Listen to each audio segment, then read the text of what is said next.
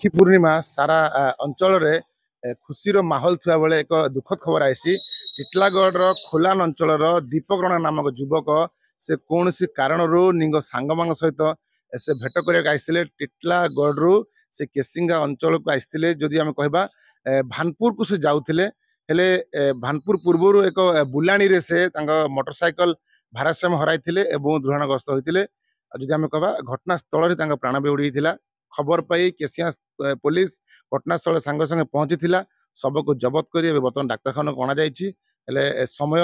अतिबाहित हो बर्तमान पोस्टमार्टम करें कह घटनाटी एक प्रकार दुखर खबर अच्छी संपर्क जो भाई पचारि बुझा कण है घटना पूरा घटनाटा सामने जाऊले रास्तार एक्सीडेंट गले सांग मान पाखे जो एक्सीडेंट गला सामना तो आम तो पचे जानलु एक्सीडेंट है फोन फान आसला से पाके पहुँचनु आम धर बसलु पोस्टमार्टम नहीं नहीं आबार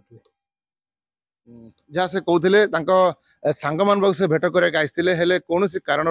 दुर्घटनाग्रस्त होती मृत्युवरण कर समय अतिबाहित हो बर्तमान पोस्टमार्टम कराए गत काली शव व्यवस्थित